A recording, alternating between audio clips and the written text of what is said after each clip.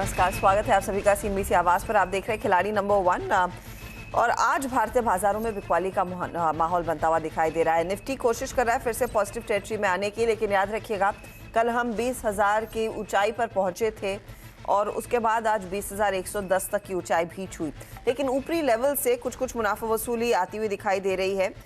जो जायज़ है, सबसे ज़्यादा मार उसी क्षेत्र पर पड़ी है जिसने सबसे ज़्यादा आउट परफॉर्म करके सबसे ज़्यादा पैसे कमाए थे, मिड कैप इंडेक्स।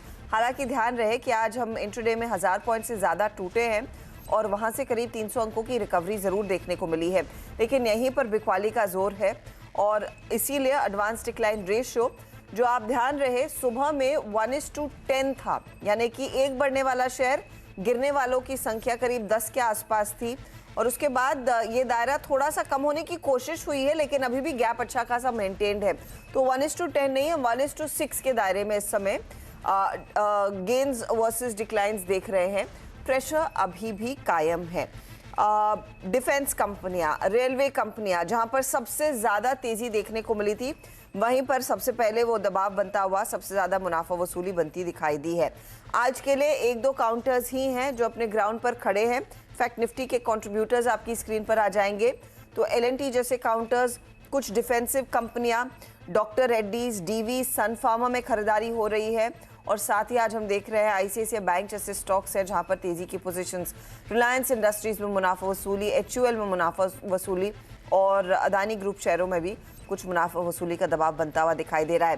तो ये फिलहाल आपके लिए मार्केट का हाल है। अब ऐसे में हमारे जानकारों की रणनीति क्या रहेगी, क्योंकि याद रहे कल तक मार्केट की तेजी को राइड करके दिग्गजों पर ज्यादा फोकस हमारे जानकारों का रहा है इस गेम शो में, लेकिन आज यहाँ पर समीकरण बदले हैं।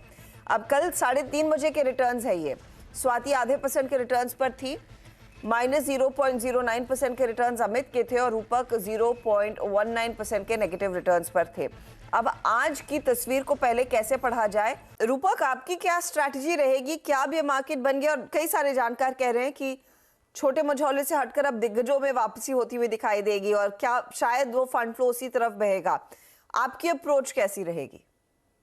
जी हाँ, जैसे कि हम लोग देख रहे हैं कि मिड कैप्स में आज बहुत ज़्यादा सेलिंग प्रेशर है और निफ्टी में हल्का सेलिंग प्रेशर है, निफ्टी बैंक निफ्टी में। बट अगर देखें निफ्टी का चार्ट, निफ्टी का 20,100 के आसपास एक रेजिस्टेंस था, वो वहाँ पे निफ्टी हाई बना के नीचे आया। बट नीचे का जो लेवल था वो लेवल 19,900 का नहीं। तब तक ये नीचे के लेवल नहीं उठता है 19,900 और ऊपर के लेवल 20,100 नहीं उठता है डिसाइसिवली। मार्केट एक दायरे में रह सकता है। बट बैंक निफ्टी में जब तक सपोर्ट है 45,500, बैंक निफ्टी में पॉजिटिविटी बरकरार रहना चाहिए। तो इंडेक्स की बात करें तो निफ्टी में रेंज बाउंड मूवमेंट एक्सपेक्टेड है, बैंक निफ्टी में पॉजिटिव मोमेंटम एक्सपेक्टेड है और जो ट्रेड्स रहेंगे वो सिलेक्ट लार्ज कैप में रह सकता है, क्योंकि अभी मिड कैप में सेलिंग प्रेशर एक्सपेक्टेड है 1-2 दिन के लिए। इसमें सेलिंग प्रेशर मिलता हुआ दिखाई दे। रूपक, आपका मैं पोर्टफोलियो देख रही हूँ, आज एल&टी फाइनेंशियल होल्डिंग में वो ब्लॉक हुआ, उसके बाद स्टॉक पे कुछ करेक्शन आया। आई गेस आपका स्टॉप लॉस वहीं पर ट्रिगर हुआ। एनएमडीसी में आपने एग्जिट कर लिया है, पीएनबी में भी स्टॉप लॉस आज के आज हिट हुआ है, जिस तरह से क्रैक्स देखने को मिले।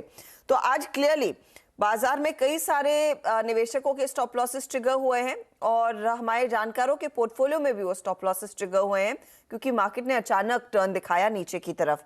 रूपक, आपका आज का ट्रेड क्या रहेगा? मेरा आज का ट्रेड रहेगा आईटीसी में।